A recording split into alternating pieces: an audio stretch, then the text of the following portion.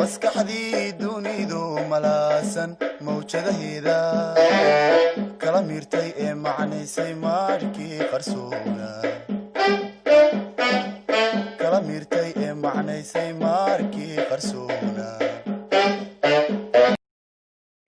bismillah chapter 5 asagana wuxuu ka hadli doonaa circulatory system systemka wareegga dhiigga. Introduction ku bilaabana as usual, which is our body cells need a constant supply of food, oxygen and elimination of waste products or metabolic wastes, so the human body has effective system for transportation, and this system is called the circulatory system. Introduction qaabkaas ah ayaa ku yaala buugga.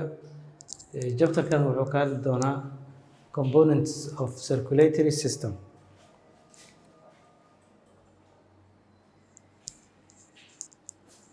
Specific objectives of this chapter waxaa ka mid ah chapterkan markuu dhammaado ardayga waa inuu awood u leeyahay inuu sharaxaad ka bixin karo muhiimadda circulatory system uu u leeyahay human body. waxaa kaloo laga rabaa inuu kala saari karo open and closed system of circulation, inuu kala saari karo, inuu sawiri karo sawir label garaysan inuu sameyn karo oo ku saabsan circulatory system of grasshopper and a circulatory system in humans. Inuu isbarbar dhigo structure and functions of an artery, a vein and a capillary. Inuu isbarbardhig uu ku sameeyo saddexdaas. Inuu kala sooco the three types of blood cells, inuu kala yaqaano blood cellska iyo noocyadooda, inuu sheego blood groupska and describe their compatibility in blood transfusion marka la sameynayo, sida ay compatible isugu yihiin dhiigyada kala duwan inuu sheegaa laga rabaa.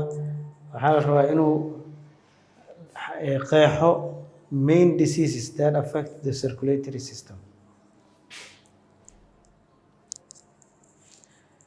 Chapterkan wuxuu ka kooban yahay section 1 circulatory system. Sectionka labaad wuxuu ka hadlayaa gaar ahaan si gaara human circulatory system. waa general overview of circulatory system sectionka koobaad. kan labaadna si gaara human circulatory system uu ku saabsan yahay. Section 3 heartbeat and cardiac cycle uu ka hadli doonaa. Section 4 wuxuu ka hadli doonaa blood vesselska iyo noocyadooda, then blood flow in the body sida dhiigga u socdo. Section 6 dhiigga naftirkiisa uu ka hadli doonaa iyo componentskiisa. Section 7 wuxuu ka hadli doonaa blood clotting and wound healing sida ay noqonayaan. Blood groupska ku xigo waxaa lagu soo gunaanadayaa chapterka cudurrada ku dhaco circulatory systemka bini'aadamka. Methodology-ga la raacayo saddexdaana ka mid ah, kuwo kalena waa lagu sii dari karaa sida uu u arko macalinka. Discussion in la sameeyo mawduucyada qaar, sectionska qaar in ay u baahdaan sawirro iyo waxaa laga yaabaa in wax la tuso ardayda, demonstrations ayaa lagu gudbinaa kaasoo kale. qaarna waxay u baahan doonaan tijaabo in la sameeyo, experiments lagu gudbin doonaa.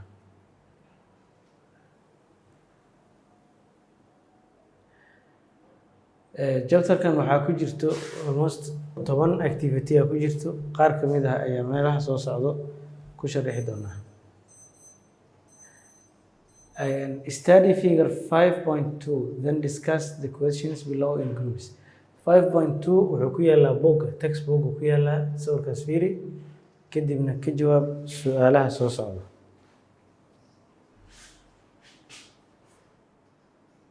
sawir 5.2 waa kan halkan noo yaalo. kadibna sawirkan intaa fiirisid oo wadnaha muujinayo, kadib su'aalahan ka jawaab. Why the wall of the left ventricle is thicker than the wall of the right ventricle. Sababta uga thicksan yahay, and what is the importance of this thickness? Ahmiyad maxaa ay leedahay thickness-kaas ka muuqdo ama farqigaas labada u dhaxeeyo labada ventricle. Waxaa isbarbar dhigtaa bicuspid iyo tricuspid valves, semilunar valves in terms of location and function. Adoo u fiirinaya meeshay ku yaalaan iyo shaqadooda isbarbar dhig ku samee. What type of blood is transported through both pulmonary artery and pulmonary veins? Jawaabaha oo dhan waxaa laga helayaa sawirkan. Slide-kan soo socdana wuxuu sharaxi doonaa macalinka waxaa looga baahan yahay iyo jawaabihii su'aalihii aan soo marnay.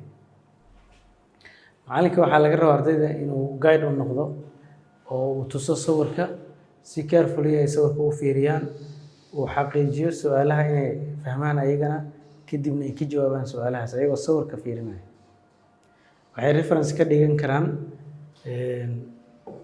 biology books ama waxay aadi karaan toos internetka si ay su'aalaha qaar uga jawaabaan. Answerskii kooban ayaa meeshan ku yaallo, question 1 iyo 2 iyo 3 answerskooda.